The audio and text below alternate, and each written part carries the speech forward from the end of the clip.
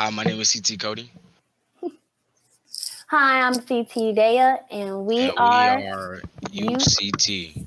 UCT. And so, how's your week or day? My week has been great, actually. As you guys know, we had midterms last week. You know, midterms kicked my butt. No, honestly, not saying that. I think I did good on my midterms. Honestly, 100%. I think I did good. Um, with the snowstorms, I got mad because I was ready for my math midterm. I have to do that tomorrow. But yeah, I've been good. I've just been staying safe with the COVID, been at work. I've honestly, with COVID, I feel like I've been very more clean because especially with work and actually having COVID, it made me more clean now. Like I come home from work and school and dance, I'll literally hop in the shower. I have hand sanitizer on me 24/7. I use hand sanitizer. I wipe down everything I'm around. Yeah. But how was your weekend, Cody? Or your My week? weekend it's been okay. I mean, the midterms has been killing me. I've been up all night trying to study. I didn't even get a chance to even play my game or at least have fun or do anything. Um, but yeah, I probably failed. That's it. Uh, Honestly, I already got my grades for one of my midterms. I got an A+ for English, my English essay. And with the midterms, I think my teacher actually told me our midterms are very less than it was before. Like the test is not the actual test, is a test, but it's not an actual test because they didn't want to give it to us. But the superintendent made them. So they're very lenient, especially with the school I go to. So my tests are not really actual tests. They're like quizzes or like an essay that you're going to grade off of participation pretty much. So it's not, yeah, that's why I feel like I did good. actually, I'm actually happy about that snowstorm. It was on Thursday, right? Yeah, Thursday. I actually didn't Thursday. study for that one, so I'm glad I didn't have to go. But yeah, So let's get into our hot topics. As hot you guys know, one of the topics. hot topics I have. Yeah. So shout out to Regina King. As you guys know, her son committed suicide yesterday at the age of 26. We do send our condolences to her and the family. I know a lot of people go through suicidal thoughts, depression, anxiety, a lot of mixed emotions. But all I want to say is, guys, it's not scary. It's not bad to talk to somebody. Like, I know we grew up on talking to a counselor is bad. Like, we shouldn't do that. But honestly, talking to somebody, it don't have to be a counselor. It could be a teacher, the principal, a close friend, a best friend, a family member, your parents, or just writing it down. I think letting your feelings out and expressing how you feel will help because I just think you guys, not you guys, because I've been through the same thing. Like I went through a really bad moment in my life with being depressed, really depressed. And my parents had me talk to not a specialist, talk to a guidance counselor. And I did. And I got what I needed. Like talking to her helped me because I expressed, like I talked about all my feelings, like family problems, things I was going through mentally, physically, how I felt. And that's why I said, like, it's not bad to talk to somebody. 100%, especially if you want to, especially thinking of suicidal thoughts. Because I think that's not going to talk down on anybody about that. Just saying, like, I think talking about it would help you and expressing your feelings 100% would help you not think about that because someone can help you or be like, hey, I'm here for you 100% for that. So pretty much our main topic, guys, is about Emmett Till. And our hot topics go into that 100% because,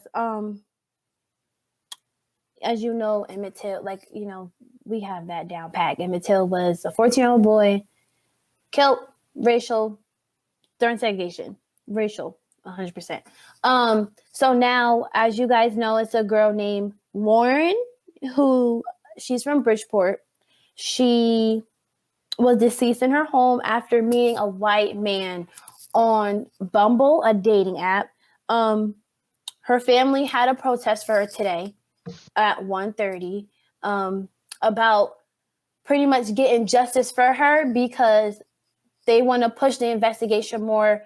The family were told by cops that they're not investigating the man because the white man seems like he's a cool dude, that he didn't do it. So the family is like pushing everyone to come together to get justice for her. 100%. I was thinking of going, but Bridgeport, my mom is not down with me going to Bridgeport by myself. But I'm gonna show my respects from over here from New Haven. I 100% agree that we should have justice for her because this is what I mean. It's not equal. It's not an equal thing with whites and black. Like the Gabby Pitero, if no one knows who she was a white YouTuber who wore her boyfriend on not a vacation, an adventure around the world in a minivan, not a minivan. I forgot what it's called. Like, it's kind of like a minivan. And she was killed by her boyfriend. And they never found her body. And they literally have an RV. There you go, RV. And they investigated for her for a very long time to find out, as this happened 3 years ago, I think, 3 or 2 years ago. And we heard it yesterday on the news that they found the journal of the boyfriend, which he killed himself, that they found he wrote in the notebook that what he did to her and all that. And I think we hear it daily on the news, the media, to like justice for her, but you don't see on the news about the girl Lauren. Like, there's no justice. Like, I just think it should be equal when it comes to investigating something about a white person, black person. I think keep the same energy when it comes to a white person. Do the same thing for a black person. Okay, so spotlight of the week, guys. I would like to shout out Bob Saget. As you guys know, he is the father of our famous TV show Full House. And as you guys know, he passed away suddenly in his hotel room. I would like to shout out and send my condolences to his family, his daughters, his wife, even his Full House family, because they also took a very big toll on him. Bob Saget I think a lot of people are saying he's like their American dad. He was the dad everyone wanted to have. He was the dad, that everyone loved. I looked at recent posts from the Full House family saying that he was a good person to talk to. He was loving. He was like a real dad to them off of the show. And he was a funny guy. I don't know if you guys know now that since he passed away, a lot of old news is coming up about him being sexually into touching the twins, Amerikkka and Ashley. I had this talk with my best friend that I think a lot of that society does now. They literally, when someone dies, they always bring up the old and bad news just to make it out there. I don't like that 100% because show respect to the family. Like, they just lost their dad, their husband, a friend, a best friend. Like, just give it time. Not even time. Like, just let it be. Just because you heard that he sexually was doing something with one of his cast members. Like, it's compared to Bill Cosby. Like, as you guys know, Bill Cosby was taking things and putting them in women's drinks and sexually having sexual activity with them, like raping them and stuff. He did go to jail for that. Bill Cosby did. But I think that you guys should show respect to Bob Saget because he died. Bill Cosby didn't die. Bob Saget died, passed away out of nowhere. Just like our girl from Golden Girls. Dying suddenly. It's 2022, guys. Everyone is not, sticking around. I think 100% they should be held accountable. Not them. Because I don't think it could be rumors, like with Bob Saget. I like that Bill Cosby was held accountable. He did go to jail for it. Bob Saget, there's articles out that the twins and him had sat down and said, hey, he did not, like, he didn't touch me. But with the business of being someone famous, and a lot of people are saying, like, why haven't they said who the person that did it?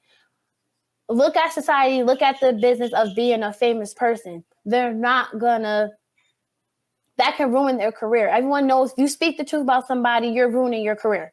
And that's why Mary can't actually haven't physically said who did it and just personally put it out there that, hey, stop saying Bob Saget did it. He didn't do it. Here's an interview. Boom. We made an interview saying he didn't do it. We're just not going to say who really did it. So if you're alive, and I think you should be held accountable if you're alive. Definitely. But the truth is, I believe they shouldn't be scared to speak up. They shouldn't. But that's just society and what we live in. If you speak up and tell the truth, you're losing people, you're losing your job, you're losing your money. If it was me, I don't care. Money is money. At the end of the day, if I'm losing fame and all that, I'm going to speak the truth for what happened to me. I'm not going to keep quiet about something that happened just to keep it a lie or keep it out there. Because even though they say he didn't do it, people now, even though this happened way back, this man just died last week, and they're still putting out that he sexually touched the twins. So I feel like if they just come out and say, hey, this person did it, stop blaming Bob Saget, yeah. Like, Cody, how do you feel about that? I feel like he should be accountable for that, but like at the same time, he's dead. There's no need to be putting that all in his face. But I think they should just let it go. Like, do you think they should be held accountable alive for any accusations? Yeah, really. I mean, if he was alive, yes, of course. But he's dead. I mean, there's nothing you can really do about that. I don't know why they going back to old news. Especially if he passed away. I didn't like that soon as he passed away. So for me, for example, when I found out he passed away, I reposted and said RIP to him. And one of the people that I know texted me and say, hey, no respect to you and all, but he sexually assaulted twins. I know I'm not showing my respect or anything about him. And honestly, in the moment, I was like, okay. I didn't reply back. I took it as disrespect because, girl, he's dead. Show this man respect, even though he did. We don't even know if he did what he did. Like, there's no evidence. There's no proof. Like, we can't, put it out there. But Cody, yeah, you could talk about the main topic now. Right. Main topic is Emmett Till on how he got brutally beat by two white men, and how really, in my opinion, was unfair. They shouldn't even do that. But our guest's name was Patricia Bell Amy. Or I'm sorry if I said that wrong. But Patricia yeah, Bell. that was okay. Hey guys, we are here today. We have a guest, my grandmother, my great grandmother, Patricia Bellamy. Say hi, Grandma. Hi. And today our main topic is about Emmett Till. As you guys know, his documentary came out and a TV show about him and his mom. If you guys don't know the background history, Emmett Till was a 14-year-old boy who lived in Chicago. He went to Mississippi for the summer with his uncle, ended up getting kidnapped by two white men and killed and thrown in the water because he talked to a white person and whistled, and it was a lot. But yeah, if you guys haven't seen it, the documentary and the TV show is on Hulu if you would like to see it. But Big Ma, how did you feel? Like, what do you know about it? Like, I know you were around. Like, you talk about how old you were and what was going on. I was a very young girl at the time, and I remember my grandparents and others talking about it and the mixed emotions that was going on at the time. But from what I understand, from what I know from back then, the documentary was not quite the same as Mm-hmm. it happened. From what I could understand from listening to my grandparents and the others talking, it was, they said that he whistled at this white lady and they locked him up. The family members and others, I guess, went into the jail and took him out. They pulled him by his legs, and I remember them saying each one of each one of the steps, his head, he hit each one as they were dragging him out, and that's when they Wait, took him who? out When who was somewhere. dragging him out? The family or the two white men? The well, the two white men that was supposedly was the ones that did it was I think it was the brother and the Mm-hmm. brother-in-law or uncle or somebody. And from what I could understand back then, and the the emotions at that time was running very high, and a lot of people was very upset about it.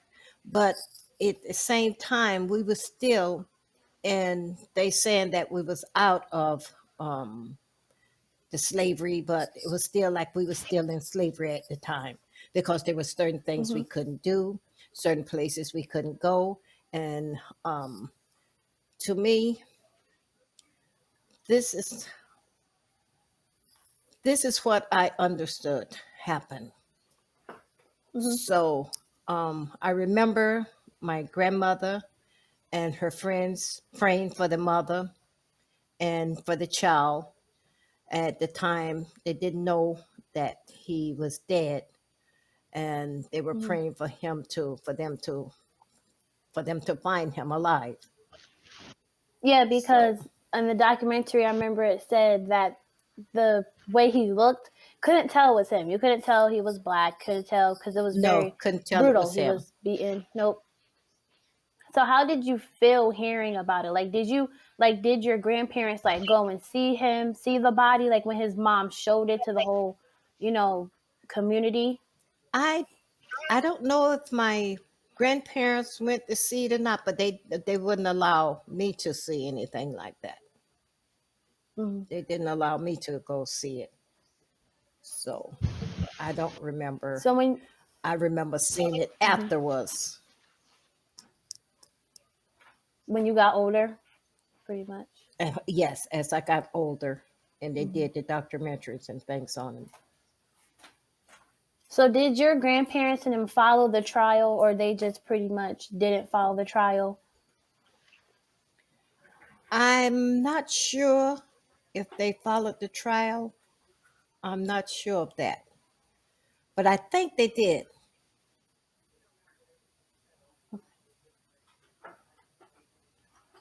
Cody, how do you feel about the story? And did it like what? How did it reflect to you since you've seen the documentary and the TV show? Oh well, I didn't see it. I read the book actually. Uh, Mm-hmm. from my personal, it was kind of well crazy and unfair how they just treated him, both because he was black. Mm-hmm. I think they shouldn't have done that. There's so many other ways you can handle a situation like that, but I feel like instead of you like just killing him, you could have like talked to him. But I that's just mean, me. with honestly with that, I feel the same way. But I hear a lot, and I think a lot. Like back in them times, they weren't doing that. White men thought they had all the power in the world to just do anything to us, especially black men. 100%. They lived that. That's why they literally said it was okay. That's why they thought it was okay for them to go to his uncle house, wake him about his sleep, take him, drag him, and do whatever they wanted to him. Pretty much with me watching it, it did take a toll on me. Like it did I did feel some type of way, especially hearing what the lady said, like how she lied and said he went and grabbed her around the counter. Like just knowing her, she lied on the jury just for them to become not guilty because she was trying to save her husband and brother-in-law so it could just all stop.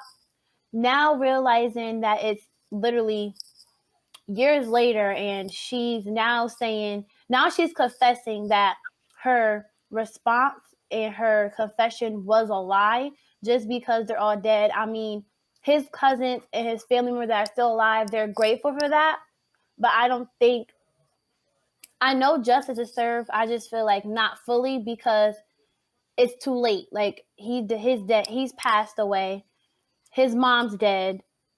The brother's dead. So it's not like they can have a trial for the men that did it to go to jail for what they did because it's too late. Like at the end of the day, they did what they did. It's still wrong. They had to fight for their character. So, I do have to be done. But how do you guys feel? Go ahead, Big Mom. But then living back then in the time that we were living in, we knew all of this was going on. So the emotions that we have, we knew at the time, we knew what we could do and what we couldn't do. We knew there was places we could go and there was places we couldn't go. There were even sides of the streets that we couldn't walk on. So at the time, I think it wasn't an emotional thing. It's just that it was something that we lived with. Mm-hmm. And it was like, to us at the time, it was a way of life. It was something that we lived with, and it was a way of life. There was nothing else we could do. Mm-hmm. And so, Ben, I have a but question. with this, where did you live at that time? Like where you lived? Were you in Mississippi or no? No, I wasn't in Mississippi. I was in Camden, South Carolina. Mm-hmm. I was born in Camden, South Carolina. I have a question. Was it? Do you think? Go ahead, Cody. Go ahead, Cody. I was gonna say, do you think is it better now? Like, do you think racism still exists, or do you think is it like the worst? It's just as bad now to me because back then you knew where you stood. Now they cover up everything. Mm-hmm. That's So true. they act as if they care about you or they want to help you. And meanwhile, they still doing whatever they feel like they're man or woman enough to do. That's the way I feel.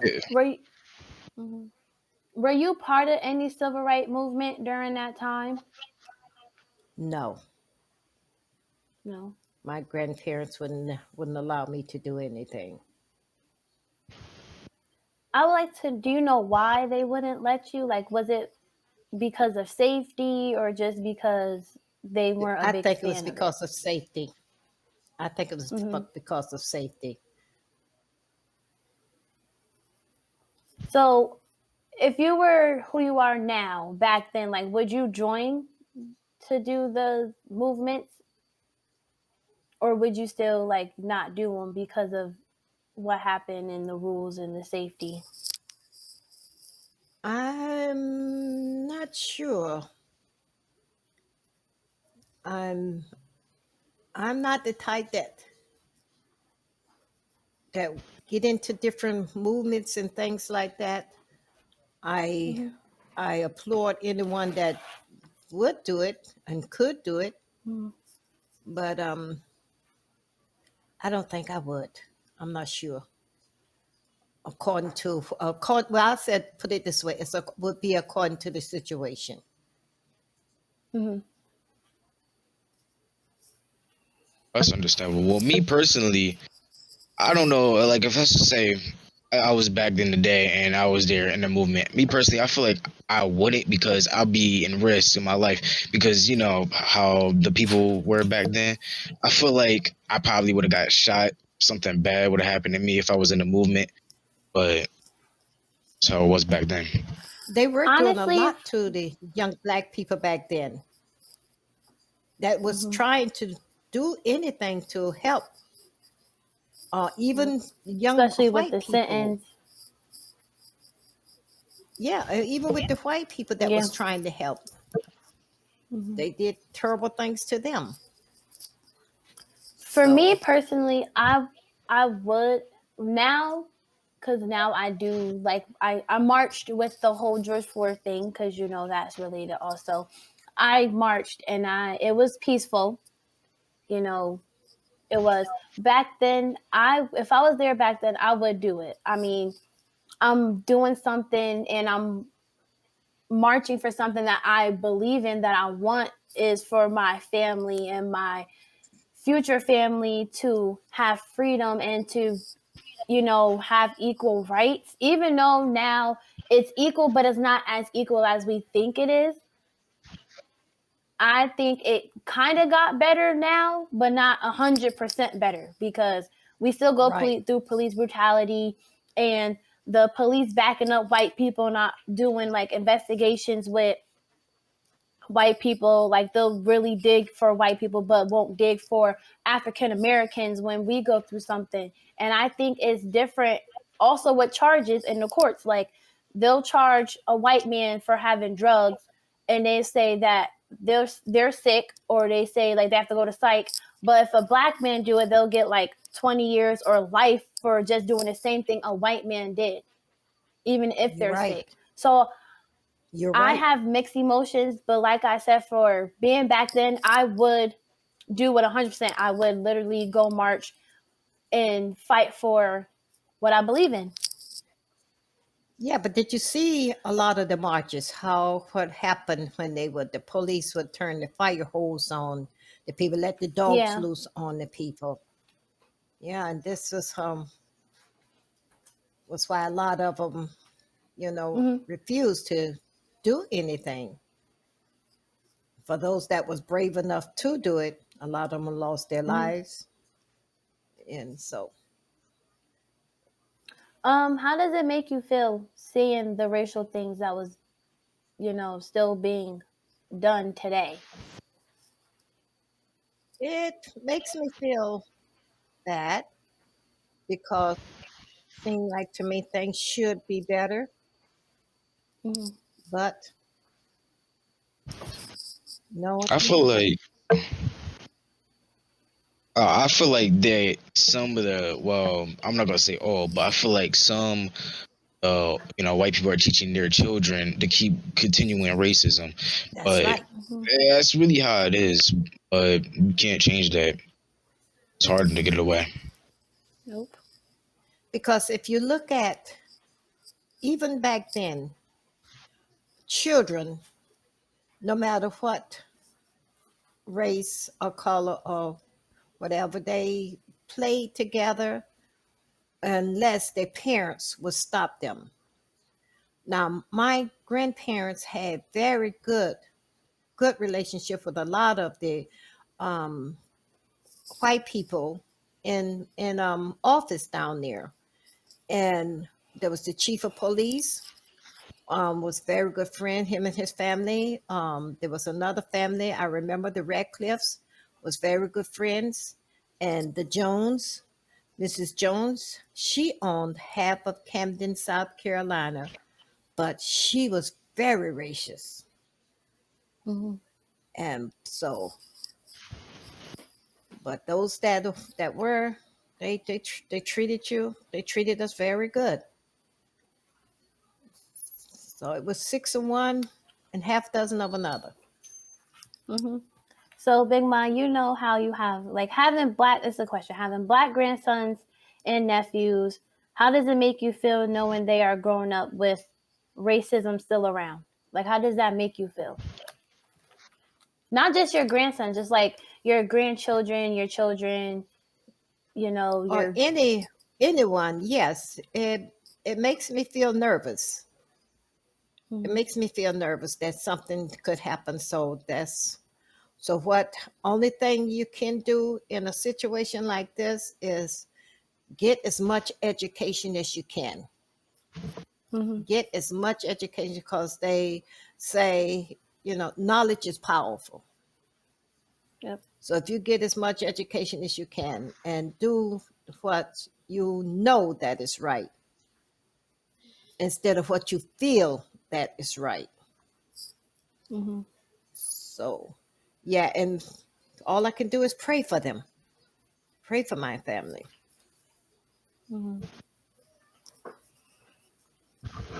So all we can do is pray. Um, Uh, that's all I got for today. Bandit. Thanks for coming on, Big Ma. We really appreciate you're it, welcome. especially sharing how Thank you. you feel and what was going on and any historical thoughts you had and what you know, any facts about what happened with Emmett Till. Like I said, guys, go watch it. It's really good. It's called I forgot what it's called. I know Yeah, it's on but you Hulu, know but if what? anything, go Big Ma. Yeah, Go but ahead. you know what? To watch that over and over and over again, it only stirs up the emotions that everybody is having. And those that don't realize it is just making it worse, I think. So I don't know if it's a good thing to continue to keep To that watch. going by watching it. Yes. Mm-hmm. So I'm not sure. But if we Okay. know that's something that's going on, we know that it's something that's happened, and at the time, the situation that was going on, we knew all of this. So to keep it going, it only builds up more animosity and emotions in everybody. To me, that's my feelings. So, Okay. so what do you think, honey? I think people should watch it. First of all, it's called Woman of the Okay. Movement, guys, on Hulu. I think people should watch it Yes. because it's like it gives a background about what happened in the history. I think, like, knowing that I have a brother that's same age as Emmett Till and having him watch it, I think, like, I did watch it with him and one of my cousins, and they didn't even know they didn't even know who Emmett Till was because in schools now No, they don't even talk about it. So I think that's right. people should watch it to know our history and to know where we came from, to know what we went through, to know what was done to us back then, even just for just doing one simple thing, just for whistling, talking to a white person, like to know that Emmett Till mom told him like, hey, Emmett Till wasn't from the South. He didn't know anything. He was from Chicago. Chicago wasn't like the Right. South. Chicago was equal. Like he was around white people. So when he went down south, his mom literally said, like, you have to say yes, sir, no, sir, yes, ma'am, no, ma'am. Can't talk to a white girl. Gotta keep your head down, all that. And I think he didn't have all the right facts or didn't know a lot about the South to go down there and to do what he was supposed to. I mean, not saying he didn't. And I mean, I think everyone should Well, watch he it did just to know know. their history. He did know, yeah, he did. But I don't think he had like not like a lot of like a lot of facts. And I knew he was thinking like why or like why I can't talk to a white person or why I gotta keep my head down. I think it was just like, okay, Ma, like, okay, because he really wanted to go down there because his cousins was there. I don't think his mom really sat him He didn't down and understand. say, hey, yeah, I don't think he really understand. I think a lot of people need to watch it 100% so people can understand, like kids in my generation especially, so they can know where we came from, how it's still considered, how it still kind of connects to today 100%. So yeah. Mhm. But thanks for coming on, Big Mom. We appreciate it. You're welcome. But yeah, that was our main topic about how that poor young 14-year-old boy, right? 14-year-old Yep, boy 14. got beat up and tossed away like it was trash. Yeah, Just for talking to a white woman. Not even talking to a that's white all. woman. Just for just for Just for interacting with a white woman. talking to a white person, like just at all, just in general. But Yeah. Okay, guys, that's that. Thank you guys for listening. thank you. All right, follow us on IG, Pod and 8NHV, right? And yeah, listen, please tune in. Get your friends.